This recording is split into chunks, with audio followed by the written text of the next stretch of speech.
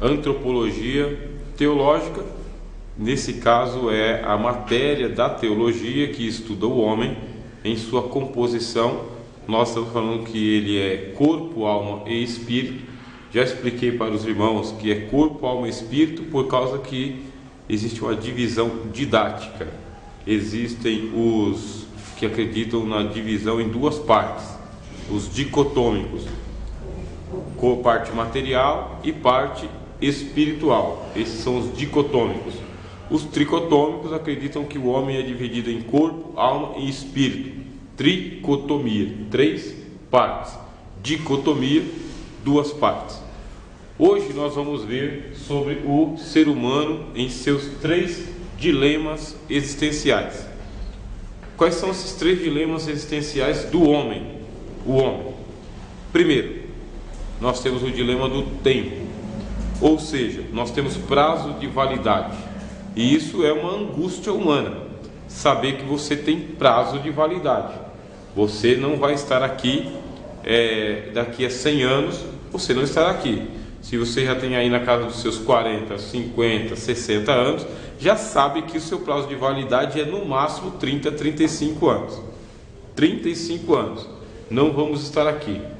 E o fato de nós termos prazo de validade é uma coisa que angustia a alma. Aonde que está marcado esse prazo de validade?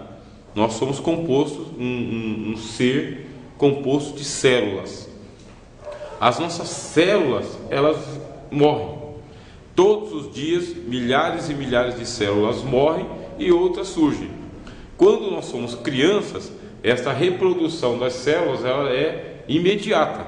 Você perde células e elas já são repostas imediatamente.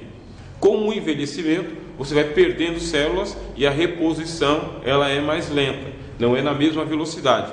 Chega um momento em que você perde muito mais células do que repõe. Isso é a velhice.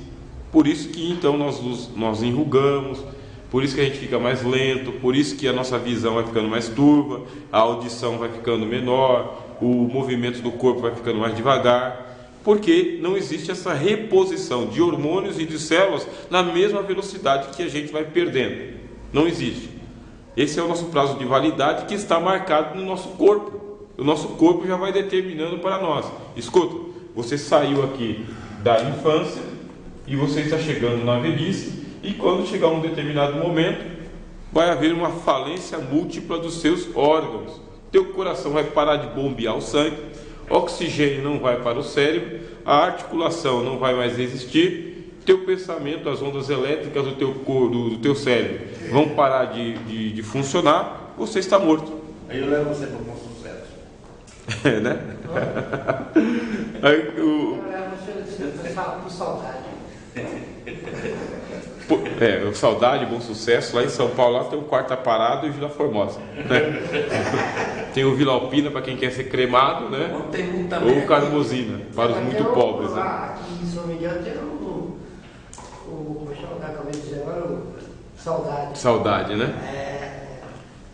E esse prazo de validade coloca todo ser humano numa pressa chamada pressa existencial. Nós temos pressa existencial. E o que significa pressa existencial? A gente tem que fazer as coisas rápido, porque qualquer momento essa morte pode vir a nós e pode vir por um acidente, pode vir por uma tragédia. O nosso prazo de validade pode expirar antes do combinado. Aí nós ficamos em pressa existencial. Nós queremos que as coisas aconteçam imediatamente, urgentemente, enquanto a gente tem saúde, enquanto a gente tem vida, enquanto a gente pode andar, pode pensar, enquanto nós estamos por aqui. E ao mesmo tempo que nos coloca numa pressa existencial, nos coloca numa incerteza. O fato de termos prazo de validade, o tempo, nos coloca numa incerteza. Será que vai dar tempo? Será que eu vou conseguir? Será que vai adiantar alguma coisa? Será que eu vou chegar lá? E o tempo, ele é assim opressivo.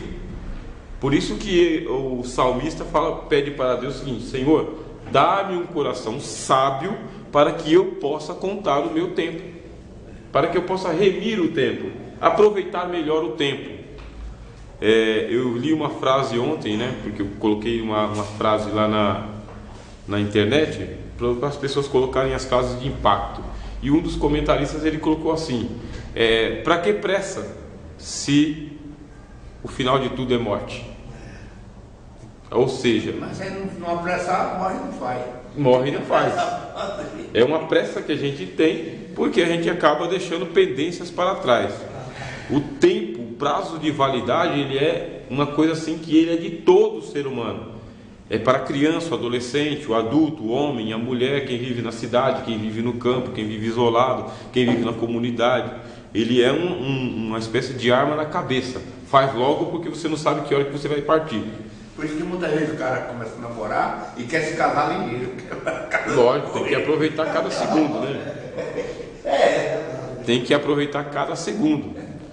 Essa é a primeira característica. Não tem ser humano no mundo, a menos que ele tenha algum problema mental, não tem ser humano no mundo que não tenha pressa existencial, que não veja a necessidade de fazer urgentemente aquilo que tem que fazer, porque não sabemos, é uma incerteza, não sabemos se vai dar tempo para fazer depois, a gente não sabe.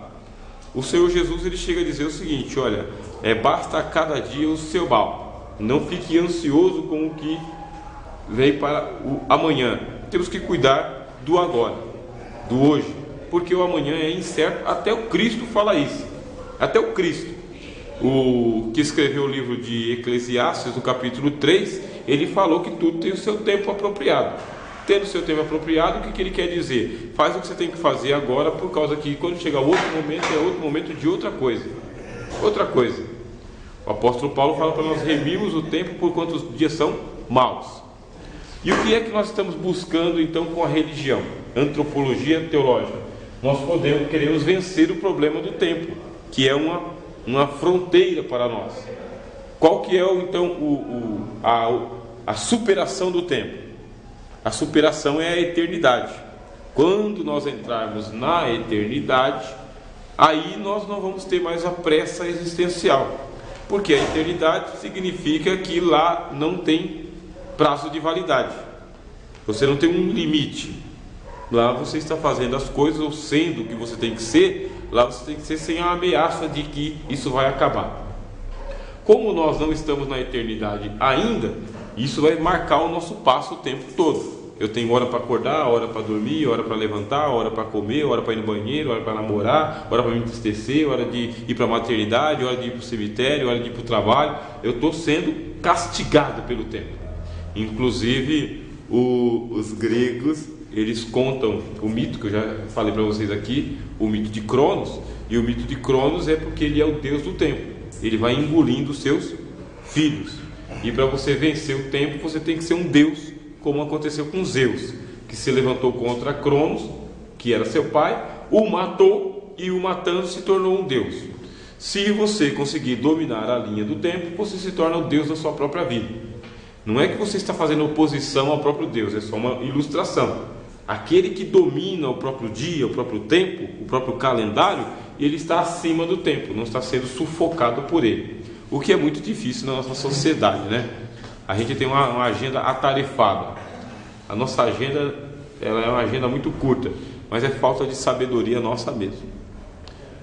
E não só o problema do tempo, nós temos o problema das nossas paixões também.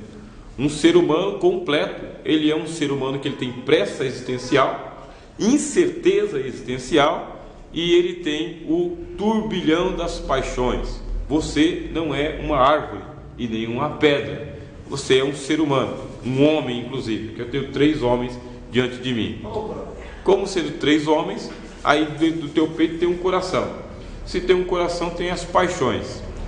O que são essas paixões? São os apegos da tua alma a alguma coisa fora de você. Tem alguma coisa que te falta. Isso que é paixão. E como tem alguma coisa que te falta, você olha para um objeto. Esse objeto pode ser um time de futebol, pode ser uma religião, pode ser uma pessoa, uma mulher ou um filho, pode ser a tua profissão, o teu hobby. Alguma coisa está fora de você. Como está fora de você, você olha para aquele objeto e você começa a desejar aquele objeto, dizendo o seguinte: eu quero que ele venha fazer parte da minha vida, eu quero me adonar desse objeto, eu quero ser o senhor desse objeto. Aí vamos lá, que vocês são homens, se apaixonaram lá por uma mulher. Ela é um objeto, ela está fora de você, ela está dentro da casa da mãe dela, do pai dela, está vivendo a vida dela sem você. E como ela está vivendo a vida dela sem você, e você agora está apaixonado por essa mulher, isso te traz uma angústia. Porque enquanto ela estiver na casa do pai, no caso da mãe, você está incompleto. E estando incompleto, você está infeliz. Estando infeliz, você é um desastre. Você tem que ir atrás da felicidade. O que faz você então? Por causa desta paixão, você vai esforçar-se, pegar uma força extra para trazer essa paixão para perto de você, colocar ela dentro da tua casa, passar ela para o teu nome, por uma certidão de casamento, um ritual de casamento, vai ter filhos com ela, vai montar uma casa por ela, vai enfrentar o mundo por causa dela, por causa que ela é sua paixão. Ela se tornou sua razão de viver, força de viver, vontade de viver. E tudo que você faz, ela está no centro. Você não consegue fazer alguma coisa sem passar pela sua paixão. Tudo, ela se torna o seu norteador, o seu porto seguro, ou o seu filtro, ou a sua corrente no pescoço. Isso aí depende de que tipo de pessoa você for. É característica da paixão você dizer o seguinte: eu vou me adonar dela. Só que acontece o inverso, a paixão se adona de você. Você está falando, eu estou me assenhorando da paixão, e na verdade é a paixão que está se assenhorando de você. Olha, eu estou fazendo tudo por causa da paixão. É sim, é a paixão é que está te mandando fazer as coisas. E deixa de fazer para ver. Se você deixa de fazer, aí a paixão ela é violenta. Ela se volta contra você e fala: ah, então você não está pagando o preço que eu mereço. Tem um documentário que eu assisti, em que o camarada ele é apaixonado pelo time de Corinthians, mas apaixonado mesmo, doente por causa do time do Corinthians. E no documentário o que ele faz? Tô indo pro Japão. E a mulher fica para trás, mano. O negócio é Corinthians, aqui ó, Corinthians. E a esposa, e os filhos, e o emprego. Ei, mano, Corinthians no Japão, cara, é o que interessa. Quando volta, não tem esposa, não tem filhos, não tem casa, não tem emprego, mas tem o Corinthians. Tem o Corinthians. E se o Corinthians perde? Se o Corinthians perde, o cara pega a bandeira e bate na cabeça do outro, sabe? Pega uma arma, sai matando os outros, porque o Corinthians perdeu. Paixão, ela é violenta. Ela se volta contra você. Essa paixão pode ser um esporte, pode ser uma profissão. A pessoa abandona tudo por causa que ela tem que fazer as viagens dela, o negócio dela, ela tem que vencer na vida, ela tem que ser o tubarão do mercado de trabalho, das finanças, da administração, dos negócios, porque a profissão toma conta. Ô professor, será que o ser humano pode controlar? Controlar a paixão? Talvez então auxiliar. Aí que está. Não é a característica da paixão. Esse aqui é o problema. A paixão ela não se permite dominar. Na hora que você começa a dominar a paixão, domar ela, aí ela vai baixando fogo. E como ela vai baixando o aí ela perde a graça. Esse é o problema. A paixão só é interessante por causa que ela é fogo que queima e arde e não se vê. Ela é um incêndio que vai tomando conta. Mas quando você começa a dominar ela vira aquele fogãozinho de campanha, sabe? Aquela chamazinha bem sem graça. Você vai lá, faz um chazinho e apaga ela. Aí ela não tem graça. Só tem graça quando ela é uma fogueira que toma conta de tudo. Ela deixa de ser paixão. Então se você pergunta se dá para dominar a paixão, aí ela não dá para dominar. Se você dominou, se assenhorou dela, ela deixa de ser paixão. Aí ela vai ser uma caridade, uma paciência, uma amizade, uma admiração. Ela já não é mais fogo. Não é característica da paixão se deixar dominar. Tem uma cena no filme A Paixão de Cristo, em que Jesus ele vai se aproximando da cruz.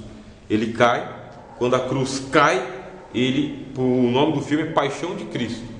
Ele pega e ele se aproxima, ele vai para cima da cruz, ele abraça a cruz e ele levanta a cruz porque quer representar o quê? A minha paixão eu não posso abandonar, não posso deixar. A cruz é minha, não é de outro. Eu quero levar.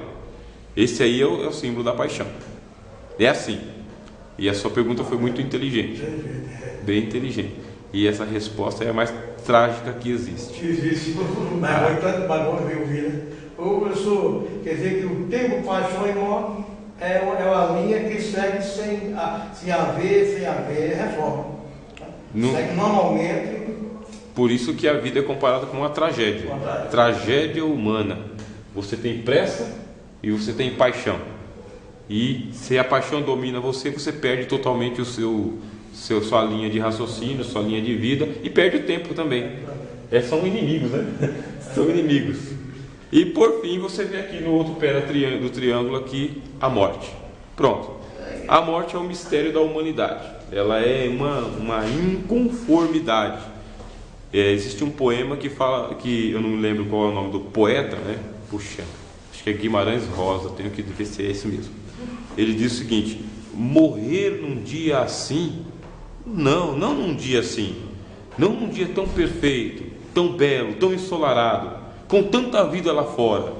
Eu não posso morrer com tanta alegria para viver. A morte tem que ser uma coisa triste, fúnebre, lúgubre, né? Não pode ser num dia tão estonteante assim. Dia de chuva. Né? Tem que ser uma coisa ruim. Oi? Quem morre de alegria? Morre de alegria, né? Quem é esse que morre de Já viu alegria? o cara que morre de alegria. Ele estava esperando aí uma romaria, né? E quando viu o ônibus que ia chegando, aí começaram a soltar fogo, e ele começou naquela alegria pulando, caiu e morreu. Ah, entendi. Teve um infarto. Entendi. Mas também não é uma característica, né? O problema da morte para nós é qual que é a angústia da morte. Primeiro, para os materialistas significa a cessação de todas as coisas. Não tem nada do outro lado. Materialista não acredita que tem alguma coisa do outro lado. Deus, anjo, demônio, paraíso, purgatório, inferno, recompensa, reencarnação. O materialista não acredita nisso. O materialista é o seguinte: a vida que eu tenho é hoje, é agora. Na hora que eu morrer, acabou. Eu vou ser só um vapor, só sopa de vermes, nada mais. E qual é o sentido de eu brigar todas as minhas brigas e construir tudo que eu estou construindo, sendo que a morte chegará com um facão e cortará a minha existência e eu não vou nem ter consciência do outro lado? Isso é uma angústia muito grande. Por quê? Não tem sentido nenhum você estar vivo hoje, sabendo que daqui a 50 anos você não estará mais por aqui. E ninguém vai lembrar do teu nome. Ninguém. Vai pensar que vai ter romaria para ir até a tua cova lá no cemitério para alguém chorar lá, que isso não vai acontecer. Até as palmas. Vamos pegar se não tiver alguém para tomar conta do teu ossuário, na hora que desses 5 anos, lá 3 anos e meio, 4 anos, dependendo da cova que você foi enterrado, vão chegar o coveiro lá, vai meter a pá assim, vai tirar os teus ossos e jogar para qualquer canto. E vão colocar outro cara em cima. Pronto. Não vai ter nada de apaixonante na tua morte, sabe? Ah, a foto dele, que falta que faz, não faz falta nenhuma. 1 mês, 2 meses já estão tocando a vida do jeito que tinha que tocar. E no caso do marido, a situação está tão complicada que a mulher já faz a peça de reposição. Aí com peça de reposição já coloca outro cabra lá na cama lá e pita pra frente. Você não pode nem pedir para a esposa, guarda um pouquinho o luto, não, que ela fala, né? Quando coloca depois de morto é boi, quando coloca o capitão vivo. Tem peça de reposição no mercado, né? E o problema é esse, agora, a menos que haja uma paixão. Se houver uma paixão, aí essa paixão faz com que a mulher fique num luto eterno, ou o homem fica num luto eterno. Fica num luto eterno, por causa que a paixão morreu, e com a paixão que morreu não se acendeu outra nunca mais. Está sendo raro, né? Raro porque na verdade a solidão ela é maior do que a paixão, e a solidão tem que ser sanada colocando outra pessoa no lugar. Aí você fala para a sua esposa: se eu morrer, o que você vai fazer? Ela não responde com sinceridade, ela diz que ela vai continuar do jeito que... Mas não é verdade, né? Mas quando você encontra essa mesma viúva 2 ou 3 anos depois, ou 2 ou 3 meses depois, sabe-se Deus lá que tipo de viúva que é, já tem um outro cidadão mais galante do lado, né? É verdade. Já é mais galante. Faz parte da vida. É porque ela vai dizer o seguinte: se fosse você, se eu ficaria solteiro? Se fosse você, você não colocaria outra recalchutada do teu lado? Né? Elas voltam contra nós com essas perguntas, né? E o direito, eu acho que tem aquele que é igual. Como para a mulher. No sentido da biologia, né? Sim. Né? No sentido da sociedade atual. Né? Até a Bíblia fala, né, que depois de morto aí está livre da lei do marido.